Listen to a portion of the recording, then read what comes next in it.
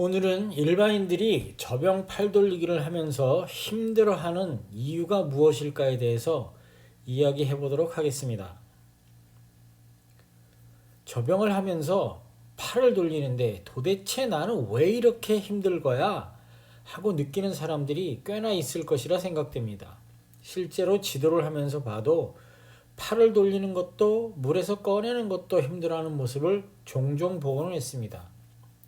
사실 그 원인 중에서 가장 큰 이유는 물 위에서 팔을 돌릴 때는 물과 평행하게 그리고 낮게 돌려야 하지만 호흡을 할 때 머리를 지나치게 높게 들어서 손이 지나치게 높게 돌아가기 때문입니다.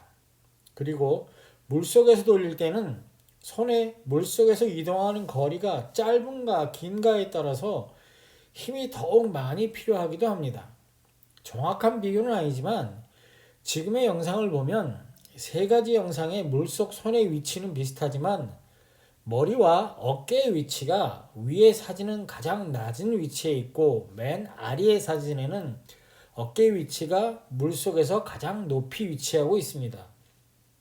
결국 손은 어깨를 축으로 돌아가기 때문에 손의 회전 반격은 맨 위에 위치한 선수가 가장 길게 돌리는 것이 됩니다. 즉, 맨 위의 선수가 손을 돌리는 속도가 가장 느리다는 것이 되며 세 명이 같은 속도로 팔을 돌린다고 가정할 때 맨 아래쪽의 선수가 어깨에 가장 부담이 적고 맨 위의 선수가 어깨의 부담이 가장 크게 되는 것입니다.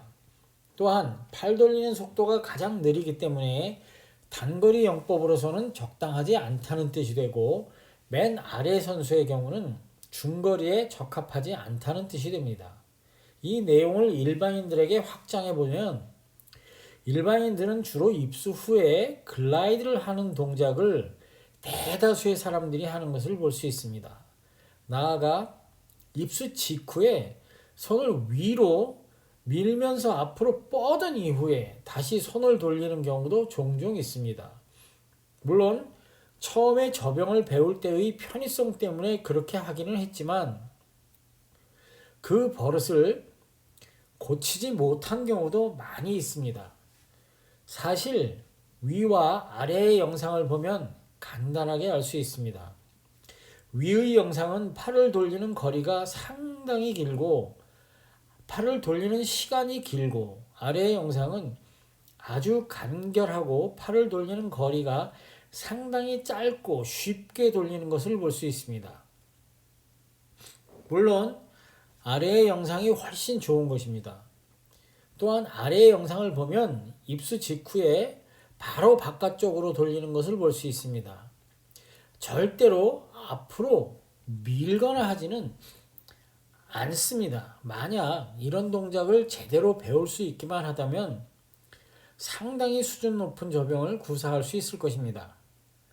물론 이런 동작은 돌핀 동작이 수준에 올라야만 가능하지만 상당 부분 흉내를 낼 수는 있습니다. 물론 연습을 통해서 말입니다. 이런 동작을 위한 연습은 생각보다 간단합니다.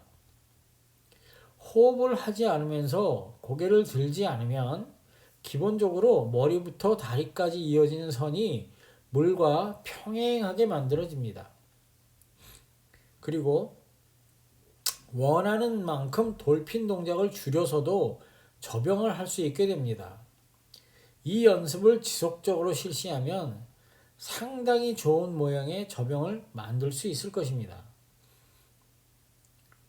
그 다음 연습으로는 호흡을 한 번 한 이후에 몇 번의 스트로크는 무호흡으로 실시하면서 서서히 자신의 영법을 잡아가도록 합니다. 다만 이런 연습은 여타의 연습도 마찬가지지만 자신이 해왔던 버릇을 고치는 것이기 때문에 상당히 시간이 필요하다는 것을 인식하고 얼마나 꾸준하게 연습을 유지하느냐가 성공과 실패를 나누게 됩니다.